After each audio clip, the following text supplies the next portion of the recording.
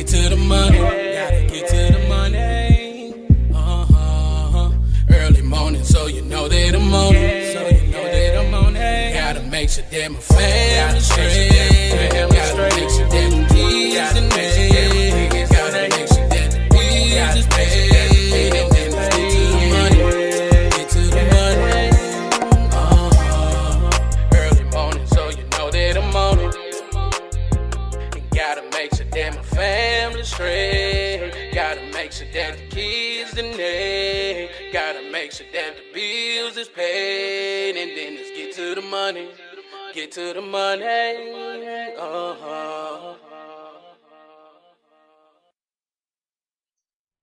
Welcome to another episode of Drinking After Dark, a podcast where we discuss random topics while having a few drinks. I'm your host, Darius, and as always, drink responsibly. And y'all make sure y'all follow Drinking After Dark podcast on Facebook, Instagram, and TikTok. And make sure y'all hit that thumbs up and subscribe to Drinking After Dark podcast YouTube channel. Tonight, I'm drinking on the hard World Orange Cream Soda. If y'all don't know what that is, that's basically Crown Royal Vanilla mixed with orange soda. It's pretty good, man. I did a review on it before, so I just kept it as one of the drinks I will drink and stuff like that. Y'all have any suggestions what I should try next? Y'all hit the comment section, man, and let me know what I should try next. I've tried to get the Crown Blackberry, but they're sold out. I don't know if they're gonna actually make any more. So I don't know. Maybe that'll happen, maybe not. I hope everybody I hope all the fellas out there, all the fathers out there had a great Father's Day weekend. Um, and I hope all of you guys had a great Juneteenth holiday. We're actually on I'm gonna do something a little different today, man. I'm just gonna talk about my top 10 tonight because everybody has a top whatever, right? Uh it could be like the GOAT, in basketball, you have what was it, Michael or LeBron. Some people will add Kareem in there. You talking about football, who's the greatest football player of all time, the greatest rapper of all time. What is the uh I don't know, greatest fast food place of all time? Whatever, top 10, whatever, right? So I'm actually gonna do a top 10 tonight. Just something different, man, to mix it up, man, just to have a little fun with you guys. And if you don't like my list, I really don't care. This is just my personal opinion on my top 10. So my top 10 is the top 10 black TV sitcoms, right? So we're gonna get into it. So we're gonna start off with an honorable mention tonight. All right, and the honorable mention is Good Times. Okay. Yes, I did see Good Times. Um, I know about the Evans family living in the projects, three kids, you got uh you got Florida, you got James, you got JJ, Michael, Thelma, you have them, plus you have you know, uh you had some it was a good show. It was a good show, Janae Dubois, you had her. Janet Jackson was part of this series as well. Um the reason why I put it as an honorable mention, uh is because you know what the crazy thing about this is that being a family sitcom show, it felt like it was gearing more towards JJ in the sense of trying to get the catchphrase out there, dynamite out there. I felt like at some point it was kind of just like corny and whatnot. Um, and this is my personal opinion about Florida Evans, right? Florida Evans is who's played by Esther Roll. Obviously, you have James Evans, played by John Amos. If y'all know who that is, if you think about the projects he has done outside of Good Times, he was in Coming to America. He was Mr. McDowell. Okay, he played Lisa's father. In the movie, started the McDowell's uh, restaurant. basically mirroring McDonald's, right? So classic movie, one of the greatest comedy movies ever. Uh, but I always felt like, anytime James had a way to try to make it out by any means necessary, I felt like Florida was there to stop him because it wasn't morally correct, right? So, and besides, with this particular show, um, after James died in the show, I just felt like it was just not the same, right? James Evans, I will do another episode of uh, my top 10 TV dads. James Evans, I mean, look, he didn't play no games. He didn't play no games with his kids. He didn't play no games with anybody else. So after he passed away, if you know the backstory, he basically got fired from the show. Um, the show just wasn't the same. Even that, after he passed away, Florida went off, I guess, went off with some other guy, left the kids in the projects, and then she came back. It's like it was just a weird thing after James Evans died in the show. But it was a good show. But I had put it on honorable mention. I know for the older people, y'all probably like, oh no, that should definitely be top 10. Okay, whatever. All right, so let's start with number 10. We're gonna go to Family Matters. Family Matters. Uh, it's a show that one of the shows I grew up watching. Obviously, the show the show kind of like made a pivot in like the first season, if y'all remember going back watching the show, how how Steve Urkel was introduced. Steve Urkel was supposed to just be a reoccurring character, the nerdy neighbor, things like that. But after that, the show kind of centered around Steve Urkel because Steve Urkel was a big character in the 90s, right? A big character in the 90s. Um, this show, obviously, I mean, it ran for a long time, 215 episodes. That's a long time. Long time, 215 episodes. Uh, no, it was the second longest running live action US sitcom with a predominantly African American cast in history. So it did that. And I know, obviously, the biggest question was, you know, the Winslows started off with three kids, then they ended with two. All right. Uh, Judy went upstairs, never came back down. Obviously, she was let go. It was probably some behind the scenes stuff. Maybe her parents was involved that kind of got her out there or whatnot. But this show, it had it dealt with some issues. Obviously, you had the Eddie, he had his problems with alcohol. You had uh racial profiling.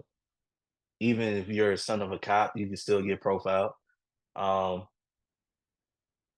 the love aspect of this. Now, this is what I remember. I had this conversation with my wife, and Steve Urkel's infatuation with Laura, who didn't want him. Yeah, I remember for years she didn't want him. Obviously, Steve was in a relationship at one point with Myra, um, and she loved. We're just talking about the character. She loved Steve for who he is. Laura loved the alter ego of Stefan when Steve introduced Stefan Urkel to the show. Um, then it was kind of funny though because the moment Steve became successful, it's like when Laura uh, realized she loved him and all this stuff. I'm like, after all these years, and here's the thing: the fact that he was basically chasing one woman, all those years, I think it was just terrible in my eyes. You know, it just goes to show you in real society we chase after things that we don't have. You know, that's what we do. Like we already have something good, but you still want to chase something else. So uh but uh Reginald Vell Johnson plays Carl Winslow, man. One of the best TV dads. I mean, he was real with his kids. I wish they would. I don't know if the producers will ever do this. We need to know the backstory of Judy. We need to know that because it's it's still a mystery, man, and nobody wants to come out uh with it. It's like just tell us. I mean, the show's been over for a long time. Just let us know what happened with Judy Winslow, and that's that. But one of my favorite characters in the show was Waldo Faldo. Um, I mean, he just straight funny. He was the character that lightened up the show. Because I think I would say this, without Steve Urkel, that show wouldn't have last 250 episodes. But it it went further because of the whole Steve Urkel craze and everything. Of course, the famous catchphrase Steve Urkel has that I do that, you know, stuck around. But uh, to have Waldo um, lighten up the show was, I felt like was great. And then, of course, Joe Marie Payton as Harriet Winslow. She's the OG. She's the OG Harriet Winslow. Because remember, she also left. They brought in another Harriet Winslow towards the end of the series, and it's kind of like it kind of mirrored what Fresh Prince did, and I'll get to that later on. But number 10, Family Matters. Number 9, the Jeffersons. The Jeffersons. I mean, listen, man, George and Wheezy, to me, one of the best couples in TV history. Um, you know their story. They moved on up to the East Side, successful cleaning business. Um, this show, I think this was a show that had uh, the first interracial couple, which just so happens to be the woman in the show. She was basically, oh, excuse me, um, was it Roxy Roker? So she is the mother of Lenny Kravitz, which, if you look at Lenny Kravitz is an amazing artist. And if you've seen them in the Hunger Games, I don't know how many of y'all seen the Hunger Games. If you watch them in the Hunger Games, it's kind of like, yo, you could tell he got the acting from his mother because he was just amazing in that movie. Um, Show lasted 11 seasons, and stuff like that. But you saw no, it had everything. When you think about shows that wouldn't last in today's climate, this is one of those shows that wouldn't last in today's climate. But back then you could do those type of jokes, um, and everything. Uh, Marla Gibbs as Florence, the nemesis to George Jefferson. She didn't back down to George. She went at him. I think that was kind of like the premise during that time. You got to have one guy to go at another person, and you saw it in other shows. Even in the '90s, you kind of saw that. But this show had everything. You had the you still see like some racial tension well during that time, some racial jokes and things like that, calling out names and this and that. Uh and obviously, this show is a spinoff to All in the Family. Oh, and also I forgot too, when it came to Family Matters, that's also a spinoff show. A lot of people don't know that. That's a spinoff show. But The Jeffersons is a spinoff show to All in the Family. But it had a great cast, man. Isabel Sanford, Sherman Hemsley, uh, Franklin covered, like I said, Roxy Roker, Marla Gibbs. Uh, I mean, great cast. Funny. It's something I can go back and rewatch. Sit down, rewatch. All right. Now this is one of my favorite comedies, and I still watch the show to this day. At number 8, Sanford and Son.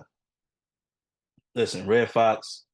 When you're talking about comedy greats, Red Fox, you know, he's like pretty much on the mountaintop, well, on like Mount Rushmore, or he's close to it, right? People talk about Richard Pryor and everything like that, but Red Fox, man, listen, the the junkyard business, him and his son Lamont, he didn't like his sister-in-law whatsoever. Um, and they had a spinoff show with one of his good friends, Grady. That it was actually a spinoff show called Grady. But this show, I would say, pound for pound, in terms of TV shows, pound for pound, one of the funniest TV shows. And to me, I think it still holds up. It still holds up to this day. Um, it was a balance. It was a balance because his son in the show was more uh calm, more straight, uh straightforward character, trying to help run the family business and things like that, even though he still wants to go off and do his own thing. Um, he still wanted to you know, be around his dad and everything like that. Wanda Page is like one of the funniest women out there. I mean, when you have uh obviously she played Aunt Esther in the show, to have uh Fred G. Sanford versus Aunt Esther go at it every time they see each other. Funny. Nonstop funny. Um and they were at the time like they used the N-word. Like you saw if y'all go back to an episode where y'all saw there was in a court and you saw Red Fox use the N word twice. Funny. Then you saw LaWanda Page said the same thing. No, back then they didn't censor it, so they said it. Now you can't really say it on TV unless it's like on Netflix or uh a premium subscription based app. But that's what they did. But I mean Grady was funny in all of this. Bubba. This show lasted 6 seasons. It lasted 6 seasons. Who else was on here? Oh, here's a person that's on here, right? I mean, if y'all go to the Karate Kid, right, Mr. Miyagi, y'all really know he doesn't speak like that. He speaks like regular English, and come to find out, he's a comedian by trade and really close friends with Red Fox. So he was actually on this show, and I mean, pound for pound, man, it was just funny. Um, if you want to laugh, this is a show to do with it. So I put it at uh number 8. All right, so number 7, I'll put this show on here. Um, I know a lot of people gonna say it's too low. It should go up higher, but I'm gonna put this show at number 7.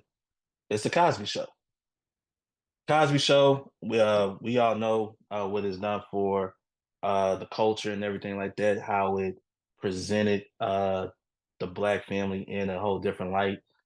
You have Cliff Huxtable, Claire Huxtable, doctor, lawyer, raising 5 kids in a upper middle class area.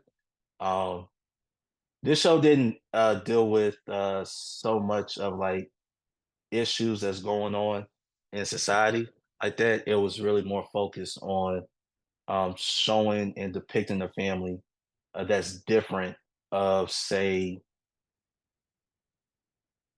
like in Good Times. It's the Evans family, right? That you can have a black family that is successful together, raising their kids. And one thing I like about it, you could tell like the different in terms of difference in generations, right?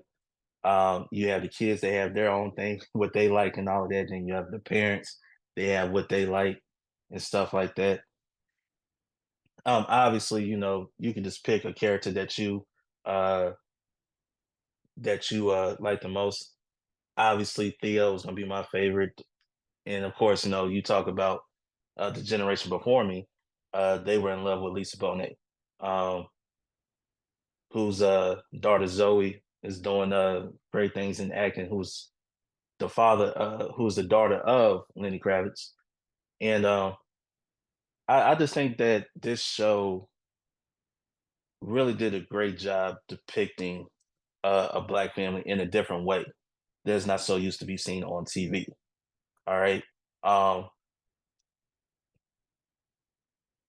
lasted 8 seasons. When I think about Claire Huxtable, Felicia Rashad, and the character of Claire Huxtable, when you talk about TV moms, she's probably we can make an argument she's the best TV mom out there because she, I mean, she didn't play when it came to her kids. She was actually more tough on the kids than Cliff was. You know,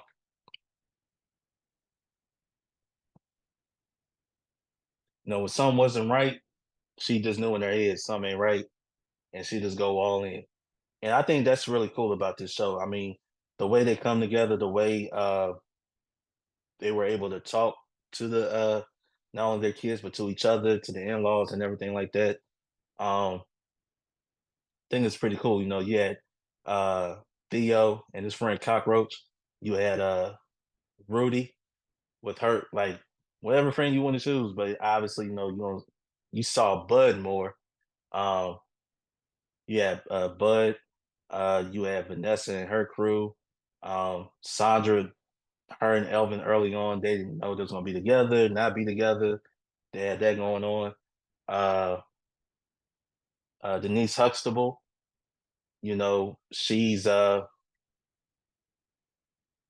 felt like she was you could tell like early on she was gonna be more like the rebel type, you know. Um she did stand out in everything. And obviously she left the Cosby show, came back, then left again, whatever situation that was. But one thing I could say about the Huxtable family, that they seem to help everybody. Seemed like everybody moved into the house. Everybody moved into the house. Cousin Pam moved in. Sandra and Elvin was there for a little bit. Um, Olivia, you know, with uh with Denise and what was her husband's name in the show? I can't Martin. That was his name. Um, I think that was pretty cool and stuff like that. Theo came out with his come to find out after all these years he was dyslexic. And so they couldn't figure out, like, he wasn't the brightest student compared to his sisters, but then he was in college, he figured it out. But by the end of the show, he ended up getting his master's. Um, I felt like what they did with Rudy, I feel like they should have developed her character more when she got older, but instead they brought in Olivia, which kind of hindered Rudy's uh could have gave her a little bit more shine, you know, towards the end of the series. But overall, great show. The way they depicted the black family, it was cool, and I think it started in the fact that they really promoted education, right? Especially HBCUs, right? You always saw Cliff Huxtable with the shirts, sweaters. We all know about the sweaters, known for the sweaters, but also you saw, schools like Fisk, you saw um, the ski, you saw, I think you saw like FAMU or um, Meharry, medical school. You saw, you could tell he preached education. That was really the theme of the show. Uh, it was education, and that was really big. That was a big part of the show. And I'm gonna get into Hillman a little later on. Number six, this show, man. Listen, I don't think this show gets its props. Um, this show, it basically had everything, and of course, it had the blueprint from the Cosby Show. Obviously, I mean, you've seen shows after the Cosby Show; they start following this blueprint. But uh, this show, My Wife and Kids, to me, listen, Junior's character in My Wife and Kids, and I don't know when it started because he wasn't like the dumb kid in the beginning, but it seemed like he got dumber as the seasons went on. I don't know what happened, whatever. Obviously, we know they changed uh, Claire, Claire Kyle. I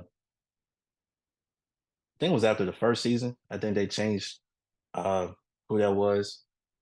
But you have Michael and Janet Kyle. And their backstory of being teenage parents. The backstory of being teenage parents, overcame adversity. Michael Kyle started his own business. Excuse me, started his own business, trucking company, raising his family in the suburbs of Connecticut. And what I liked about it, every kid had his own distinct personality.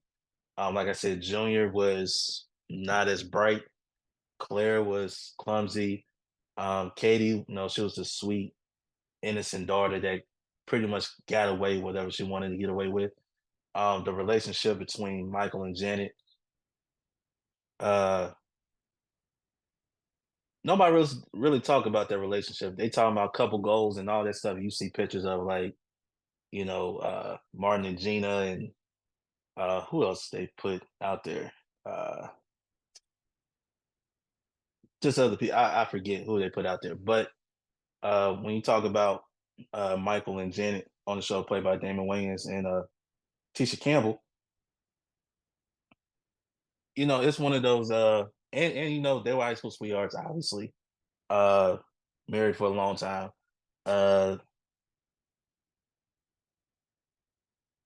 Damon Wayans, when you talking about the Wayans family, and I mean anything they did to turn into gold at this time. I mean, from TV shows to movies. Um, I think they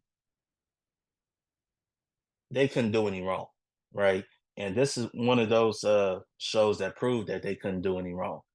Uh, it was just amazing. And after all those years, I mean, he still loved her the same. She loved him the same.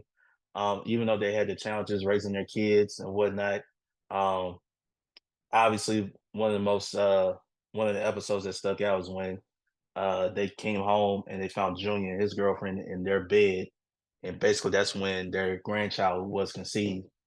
And obviously, the next season started. They had a different Vanessa. The first one was Megan Good, and then they have somebody else. But you saw the growth of the show, the kids and everything like that. And it's one of those. Even though it was like early 2000s and things like that, this show um, was really really great. In my opinion, it was really great, and I'll still go back and rewatch it. Okay, now this one, obviously, to me, in terms of like black family sitcoms and things like that. Blackish, I mean, come on, man. Like you saw, if you feel like you grew up with them, kind of like in a sense with the Cosby Show, you kind of grew up with the kids. And Blackish, same thing. You saw how what I liked about this show was that the parents they were from two completely different worlds, right? Two completely different worlds, raising kids together. Um, Obviously, uh, in the suburbs. They both had great careers. One was a basically was a advertising executive. The other one is a doctor.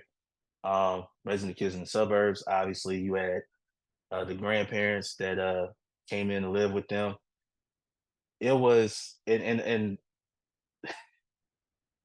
I mean the way that not only the kids evolved but the parents evolved, it was just amazing, right? Um, if you ever play that game Black Card Revolt, like some of the stuff you don't know, you never seen or never heard, it's like you failed as a parent. At times, Anthony Anderson's character Dre felt like he failed as a parent because his kids should know certain things, right? For instance, right, Prince, when his twins, they didn't know who Prince was. He felt so ashamed in front of his dad, in front of his dad, and he didn't know what to do, losing his mind. But one thing I also I appreciate too that you know they showed Dre and Bo as not the perfect couple. They showed them as they went through some things, right? They went through some things, and I think that was the best thing about it. Um, Obviously, the spinoff show Grownish, when you continue to see Zoe and Junior, go through college and going through that phase of becoming an adult. I think that was pretty great as well. But the family dynamic in the show, man, I think is best to none. And of course, they dealt with some things. They dealt with bullying. Um, they did deal with some racism and things like that. Uh, one thing they did touch on was um, like parenting skills in the sense of whether to punish a child. Of course, my generation, older generations, we got whoopings. Um, you had just those things talked about on the show. I think that's just amazing. The cast is like, I mean, the cast is amazing, man. I mean, you couldn't pick the better cast for this. Couldn't pick. It's crazy though because they also had another baby too during the show. But why? I don't understand why all these shows got to have like that one kid that's just not bright. I never understood it. Whether it's the a sibling or even a friend, right? Like if you go back to Family Matters, Waldo wasn't the brightest person. I don't know why. Everybody got to have that one kid that just wasn't bright. They had it, and of course, the spinoff shows Grownish and Mixedish. Um, you know, it's just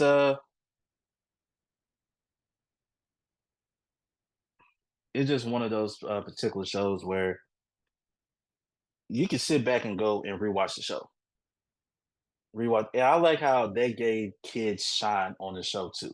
It just wasn't about the parents, right? They gave the kids their shine too. 8 seasons, man. I hate to see it go, but we all kids get older. Um, obviously you want to end the show on a up here on top. And I think they did great with that. Obviously, Grownish is about to leave too, but hey, they gave us some great memories and things like that. Uh, so I think that's what it did. It tackled it tackled quite a bit of issues on the show. That's what I like. All right. Now this show, man, I think this show,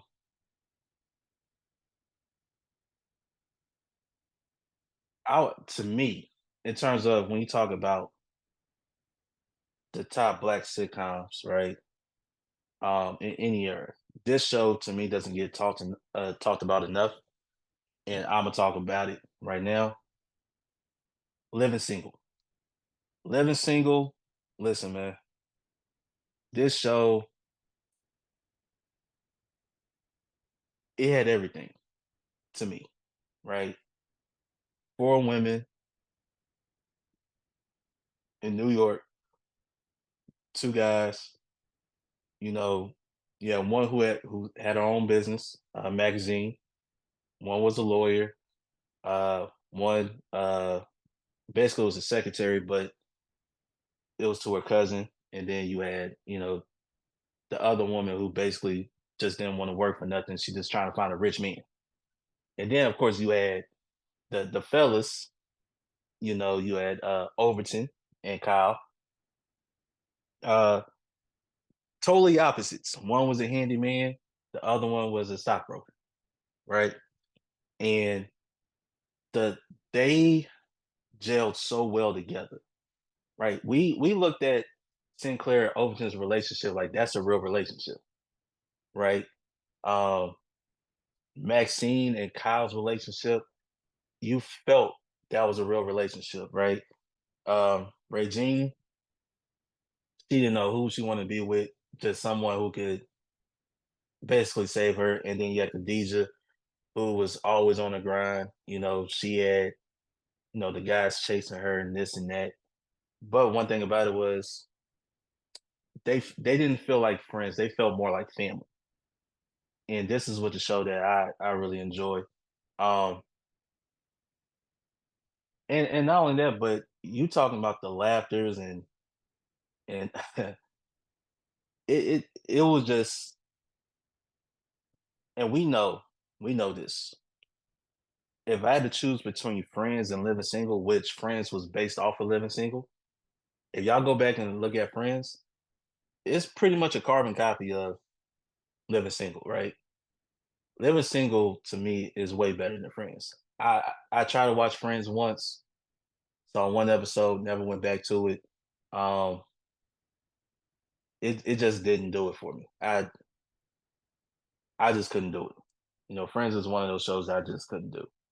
And this show, um, everyone was different. Everyone's different. You saw the love hate relationship between Kyle and Maxine. You saw the old like quirky type of love with Sinclair and Overton and stuff like that. Um, it was that they were real with each other. Um, and obviously, when Kyle left the show, it wasn't the same. I never understood that. Like, you try to bring somebody else in to replace one of the main staples of the show. It doesn't really uh, work like that. Five, 5 seasons the show was on. Um, I can make a case it was really good the first 4 seasons. Let's call it what it is. And what I liked about the show, uh, nobody they didn't have like that one character that wasn't bright. That's what I liked about it. They didn't play into that type to have that one character that wasn't bright. So to me, Living Single is number 4. Number 3, Martin, pound for pound, the funniest show, pound for pound, right? The show didn't deal with any like social or political issues like that. It was just straight funny. The characters on the show, Martin, Gina, Pam, Tommy, Cole. Uh, I mean, listen, one of the best casts out there. Of course, you had uh you had Stan and Sean, at the radio station. Then after that, you talking about the characters that Martin played, Shanae, Otis, Dragonfly Jones. Who's the kid with the snotty nose? I forgot. Y'all let me know. I keep forgetting the name. Y'all remember Bob? You played Bob, the white guy with the blonde hair, who worked with Gina at the firm. You played that character. Uh, oh, Mama Payne. I mean, come on, you played Mama Payne too. So it gave you everything. It gave you laughs. Um, it gave you uh, well, definitely gave you laughs. Obviously, one of the better episodes is when Martin finally proposed to Gina. He brought out Brian McKnight to sing to her and all of that. That was a real cool moment. And one of my favorite My favorite scene in Martin of all time. I think they had probably the funniest scene out of all these shows. I'm putting out it. The funniest scene was when his CD player got stolen, and he invited all of them back to his apartment, and at the table, all black, thunderstorming outside, and he had this whole New Jack City theme going. It was amazing, and the fact that he was dragging that dog around too. Oh man, that's by far one of the funniest scenes um in the entire, like, out of all these shows I'm picking. That was probably the funniest scene in all the shows. Obviously, yeah, Brubman on the fifth floor. You talk about some of the guest appearances. You had Notorious B.I.G., you had Jackie Chan. Who else was on the show? Guest appearance. You had I mean, Will Smith actually did a guest appearance one time. You had Halle Berry, Robert Townsend, uh, Lou Rawls did a guest appearance on the show. Um, so they Lark Voorhees, yeah, she was on there too. I just thought about that. She was on that. She did a guest appearance on that show. Um, it was just pound for pound funny, funny. Tommy never had a job. You know, Cole couldn't keep a job. Uh, Pam and Martin. I mean, you talking about rivals, right? They were rivals. They went at each other. And if you think about it, a few times they both broke character. A few times they both broke character. So that was amazing to see. Pound for pound, Martin, best show on this list. Funniest show on the list. I not say best. Funniest show on the list. Um, hey man, even though that whole thing between Tisha and Martin went down and she left, I think it was like middle of the fifth season. It was pretty much done from there. But still, pound for pound, the funniest show on this list. Now, this is going to be controversial because I know a lot of people have the show's number one. I have it number two. Okay, I have it number two. Oh boy, I'm gonna go and tell y'all. Number two, Fresh Prince of Bel Air. I know y'all probably are like, "What? Fresh Prince of Bel Air? Number two?" I'm gonna explain why.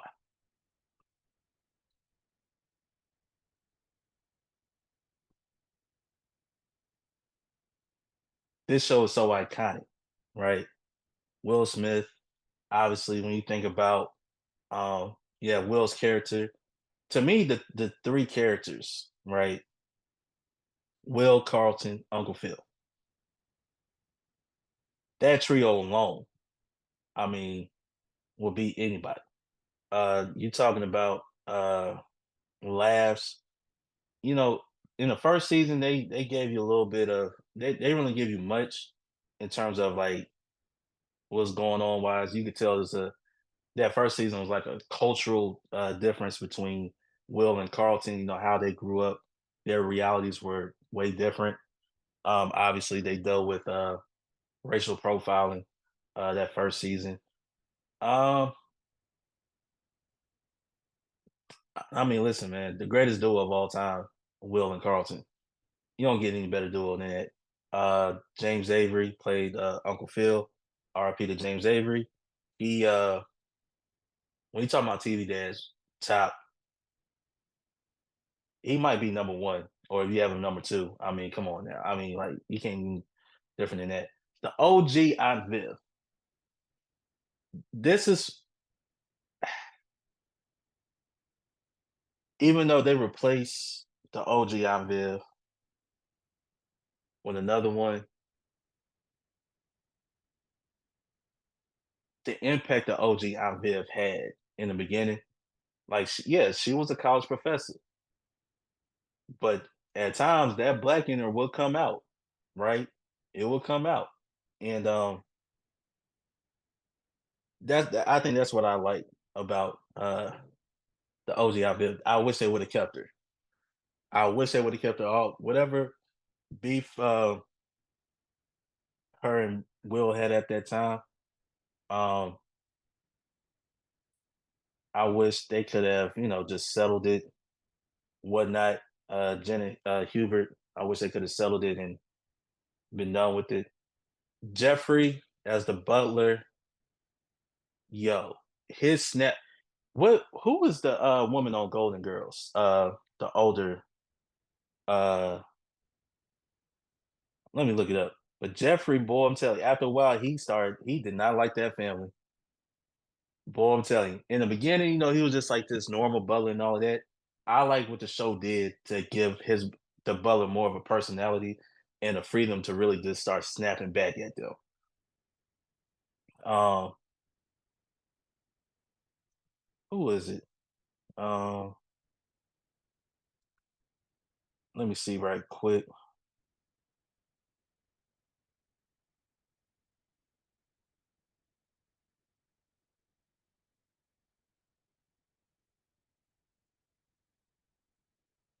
Was it Estelle? Was it Sophia? Or was it? I think that's what it was. Yeah, Sophia.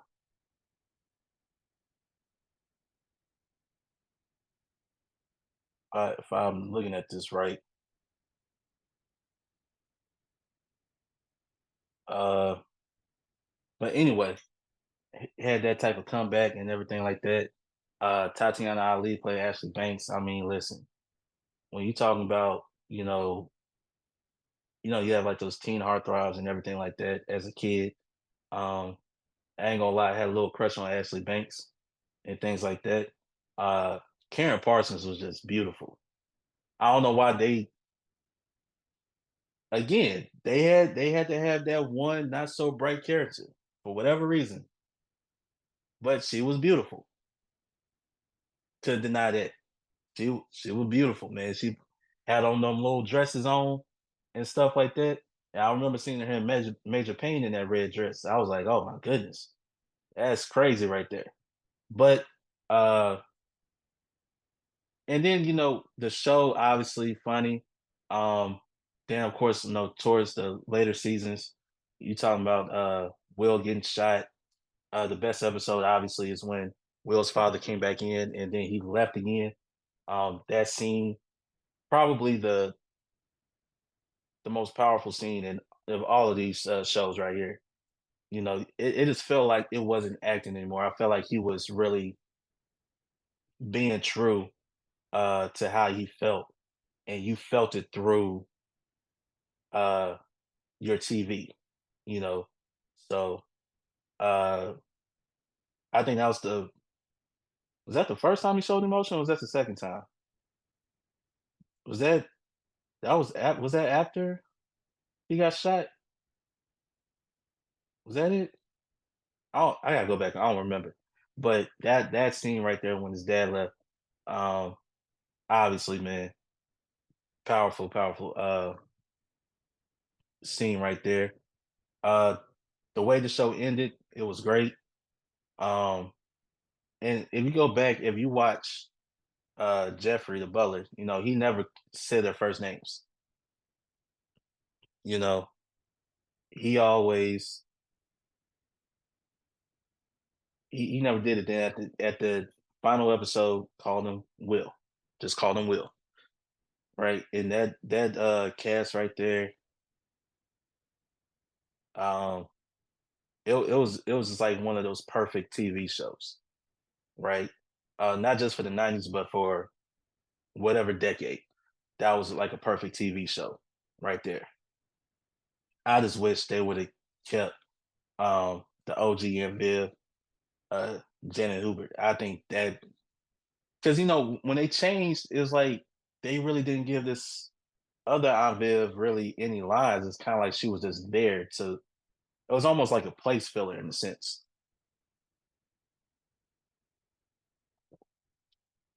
That's what it felt like to me. It felt like a place filler. Just a sense. Obviously, the Carlton dance is so iconic. The Carlton dance is it's up there.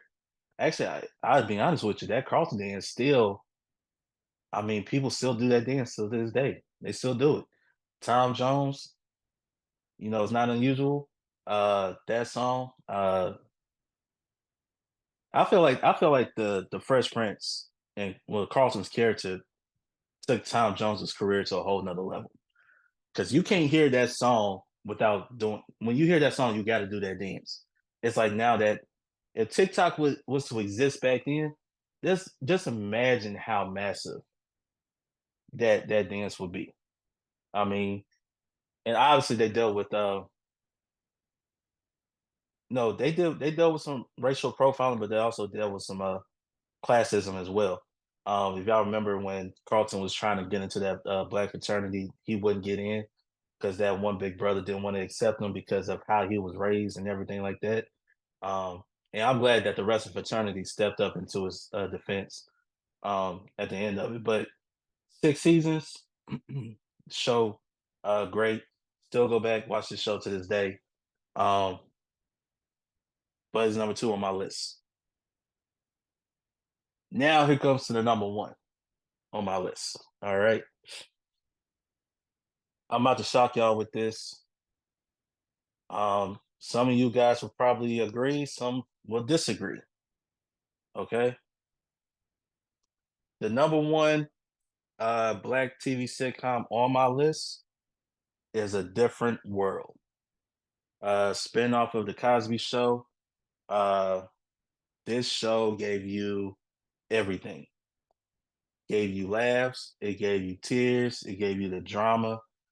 They talked about the issues that when you look at pretty much the other shows on here on this list, they really didn't touch on like that. They dealt with abuse, domestic violence. They dealt with racism. They dealt with potential teen pregnancy. They dealt with um, what else? They dealt with. They dealt with love. Obviously, they dealt with love. They dealt with the. I mean, they also it was a lot that went into this show. Um, the first season, if y'all know about the first season in Different World, which was it was pretty much about Denise Huxtable. Okay, Denise Huxtable goes to Hillman, um, which was Hillman was brought up on the Cosby Show, which you know the generation before me thought Hillman was a real college. Kind of, it's not a real college, but they made it believe so much it was a real college, right? So Denise Huxtable goes to a HBCU. Hillman. That first season was not good at all. Was not good at all. Um, During that time, I think Lisa Bonet got pregnant, so she was out. Even though she could be, I think she was married to Lennon Kravitz at the time.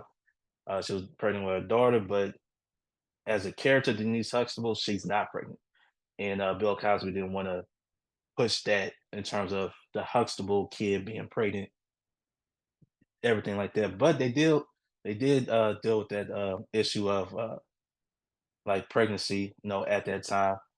Um, but the love story between the second season, which I felt like from that point till the end, it was great because it wasn't surrounded by one person.